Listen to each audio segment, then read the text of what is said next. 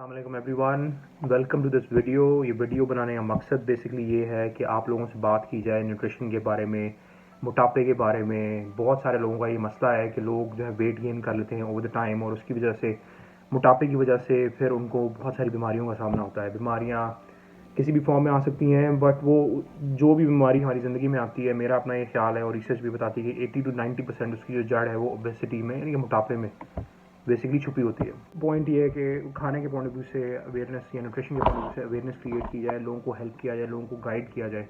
क्योंकि लोगों को अवेयरनेस नहीं है कि यार खाना आपके अंदर जाता है तो क्या गोल खिलाता है, क्या हरकतें करता है, किस तरह से अब्जॉर्ब होता है, बॉडी इसको किस तरह से लेती है।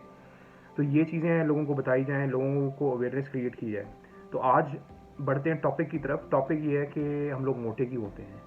तो बेसिकली हमारी बॉडी जो है वो एक ऐसा निज़ाम है, एक मशीन की तरह है। जिस तरह हर मशीन को एक एनर्जी चाहिए होती है, इसी तरह हमारी बॉडी एक मशीन है जिसको एनर्जी चाहिए होती है अपने अंदर का निज़ाम चलाने के लिए, एक्टिविटीज़ करने के लिए, चलने फिरने के लिए, सांस लेने के लिए।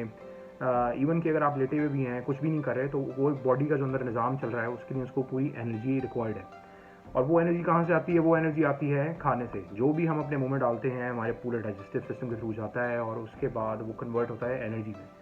तो कहानी ये है कि मैं एक सिंपल सी आप लोगों को एग्जांपल देता हूँ। हो सकता है कि इससे थोड़ी सी क्लैरिटी आए, और उसके बाद मैं आपको सिंपल तरीके से बताना शुरू करूँगा हम लोग मोटे क्यों होते हैं। तो बेसिकली बॉडी एक तरह का बैंक अकाउंट है। समझ लें आपकी इनकम है 10,000 रुपये, और वो 10,000 रुपये आप अपने बैंक अकाउंट में डालते हैं, और आपके खर्चे भी 10,000 रुपये। ठीक है, तो वो आपने बैंक अकाउंट में 10,000 रुपये डाले, और उसके बाद आपने अपने खर्चे किए, उससे रेंट पे किया, उससे बिजली के बिल पे किए, ब्ला ब्ला ब्ला, सब कुछ करते कराते पूरा 10,000 आपने खर्च कर दिया। अब आपके बैंक अकाउंट में ज़ीरो। ठीक है, तो उस बैंक अकाउंट में कोई पैसा ना तो जमा हो रहा है और ना ही कहीं से आपको लोन लेना पड़ रहा है। ठीक है, तो अब होगा ये कि आपकी इनकम आपने बढ़ा दी, उस अकाउंट में आपने 15,000 रुपये हर महीने जमा कराना शुरू कर दिए। अब 15,000 रुपये जो आपने जमा कराना शुरू, अगर आपके खर्चे वहीं पे हैं, यानी कि जितना आप एक्सपेंस कर रहे हैं वो आपका 10,000 रुपये है, तो होगा ये कि जो 5,000 एक्स्ट्रा हैं वो आपके बैंक अकाउंट में बिल्डअप होता जाएगा। तो सेम इसी तरह जिस तरह आप खाना माने कि आप खाना खाते हैं, तो हर बंदे की, हर मेल या फीमेल, उसकी एज के लिहाज से, उसकी हाइट के लिहाज से, उसके जेनेटिक्स के लिहाज से, उसके मेटाबॉलिज्म के लिहाज से उसकी एक रिक्वायरमेंट होती है कि इतनी रिक्वायर्ड एनर्जी जो है वो उसने खानी है। फॉर एग्जांपल कि एक बंदा है या बंदी है, उसकी 2000 कैलोरी की डेली रिक्वायरमेंट है कि उसने इतनी इतनी एनर्जी कंज्यूम करनी है। अब 2000 कैलोरी अगर वो कंज्यूम कर रहा है या कर रही है, तो 2000 और वो बर्न भी कर रहे हैं या कर रही है डेली एक्टिविटीज़ में। आप काम कर रहे हैं, घर का झाड़ू पोछा कर रहे हैं, खाना बना रहे हैं, या ऑफिस जा रहे हैं, गाड़ी चला रहे हैं, मोटर बाइक चला रहे हैं, ब्ला ब्ला ब्ला, कुछ नहीं भी कर रहे हैं, आपका दिल धड़क रहा है, वही आपकी कैलोरी 600 कैलोरी तो वही कंज्यूम कर रहा है आपकी, वो रिक्वायर्ड। सारी एक्टिविटीज़ करते करते अगर आप 2000 कैलोरीज पूरी कर रहे हैं अपनी, और 2000 कैलोरीज ही इनटेक कर रहे हैं, तो आपका वज़न जितना है वो मेंटेन रहेगा। ठीक है, मगर अगर आपने खाना शुरू कर दिया लेट्स से 3000 कैलोरी, और आप बर्न कर रहे हैं 2000 कैलोरी अपनी डेली एक्टिविटीज़ के थ्रू, तो होगा क्या कि वो जो एक्सेस है, जो जिस तरह बैंक अकाउंट में अगर एक्सेस पैसा आ गया तो वो पैसा बिल्डअप होना शुरू हो जाएगा। तो बॉडी क्या करती है, बॉडी के अंदर ये मैकेनिज्म है कि जो 1000 कैलोरी आप एक्स्ट्रा ले रहे हैं, वो खाना या वो न्यूट्रिशन या वो जो एनर्जी है वो कन्वर्ट होती है फैट में। और फैट फिर आपकी बॉडी में जगह जगह, जहाँ जहाँ पे आपको नज़र आता है, पेट पे, हाथों पे, मुंह पे, बैक पे, टांगों पे, तो कहीं भी जहाँ जहाँ बॉडी को लगता है कि फैट स्टोर करने की जगह है, वो उसको फैट, और इसकी कोई लिमिट नहीं है, वो फैट स्टोर करती रहेगी। आपका वजन बढ़ता रहेगा, आपका पेट बढ़ता रहेगा, आपका मुंह बढ़ता रहेगा, जितना मर्जी आप फैट स्टोर कर लें, कोई इशू नहीं है, बहुत बड़ी स्टोरेज स्पेस है। ठीक है, तो ये होगा। फॉर एग्जांपल आपने 3000 कैलोरी आपने खा ली, आपने पिज्जे बर्गर खाए, ब्ला ब्ला ब्ला, आपने जनाब दबा के 2-3 रोटियां नान शान खाए, तो होगा ये कि डे एंड पे आपने अपनी जो आपकी बॉडी रिक्वायरमेंट थी 2000, वो आपने बर्न की, 3000 आपने कंज्यूम की, तो 1000 कैलोरी आपने एक्स्ट्रा ले ली, और वो बॉडी जो आपकी बॉडी में जो एनर्जी गई है वो कहीं ना कहीं तो जाएगी अब, क्योंकि ये एक यूनिवर्स का लॉ है। साइंस जिन लोगों ने पढ़ी है उनको पता होगा कि एनर्जी होती है वो डिस्ट्रॉय नहीं हो सकती, उसको कहीं ना कहीं जाना, मतलब आपकी बॉडी में ज़्यादा गायब नहीं हो सकती, तो वो बॉडी में जाएगी, वो कहीं ना कहीं स्टोर हो जाएगी फैट की फॉर्म में।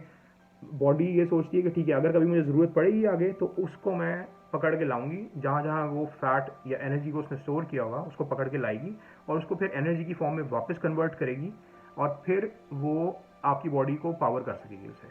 मगर होता यह है कि क्योंकि हम रोज़ाना रोज़ाना रोज़ाना एक्सेस फूड या एक्सेस कैलोरीज या एक्सेस एनर्जी अपने अंदर लेके जाते रहते हैं, तो बॉडी इसको पकड़ के स्टोर करती रहती है इसी आस में कि कभी ना कभी मौका आएगा तो मैं इसको पकड़ के लाऊंगी और इसको एनर्जी की फॉर्म में कन्वर्ट करके ये जो बंदा या बंदी है इसी बॉडी को पावर करूंगी। मगर वो दिन कभी नहीं आता और हम अपने ऊपर फैट चढ़ाए जाते हैं और बेसिकली फिर हम दैट्स व्हाट इज कॉल्ड कि हम मोटे हो जाते हैं।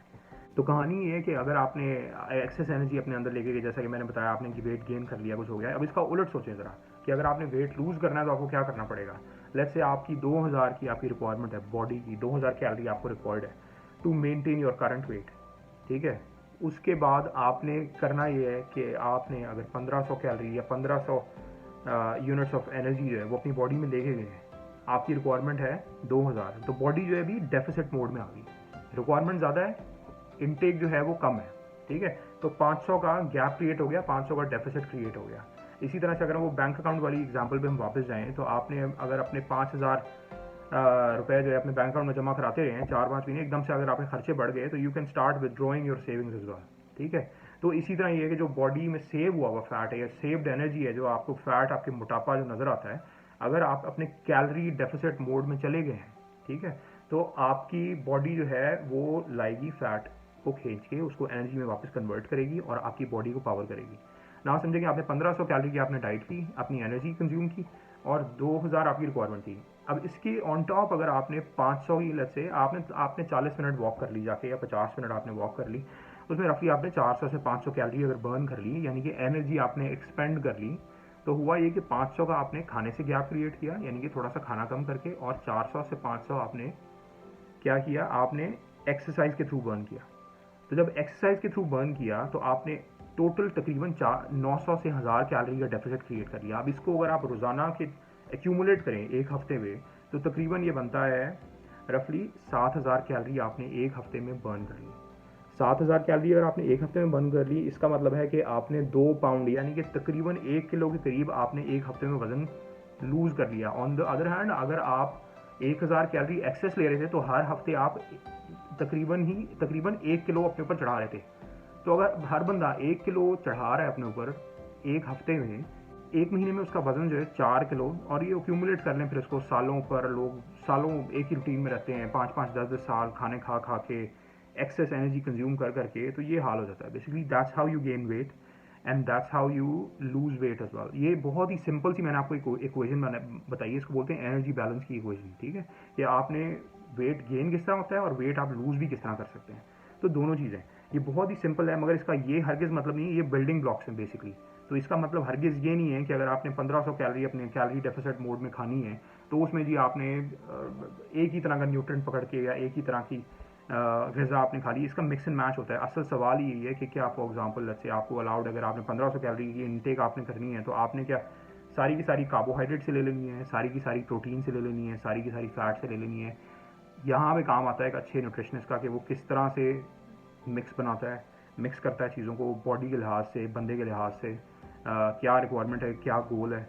तो ये सारी चीज़ों पर बात करेंगे आगे आने वाली वीडियोस में कि जो इंडिविजुअल कंपोनेंट्स हैं या मैक्रो न्यूट्रिएंट्स हैं, जैसे कि फैट हो गया, कार्बोहाइड्रेट हो गया, प्रोटीन हो गया, ये होते क्या हैं, इनका बॉडी में इम्पैक्ट क्या होता है, बॉडी में जाके ये क्या रंग दिखाते हैं, किस तरह से एब्जॉर्ब होते हैं, और आपकी बॉडी फिर इसको किस तरह से डिफरेंट सोर्स ऑफ एनर्जी में कन्वर्ट करती है। जैसे प्रोटीन है वो किस तरह मसल को रिपेयर करता है, बॉडी में जाके क्या उसका फंक्शन है, कार्बोहाइड्रेट है वो जाता है बॉडी में तो वो किस चीज़ में कन्वर्ट होता है, किस तरह से जाके स्टोर होता है, किस तरह से फैट में कन्वर्ट होता है, उसके फंक्शन क्या है, उसमें कार्बोहाइड्रेट की डिफरेंट, अब वो बताएंगे आपको आगे वाली वीडियोज़ में बताएंगे।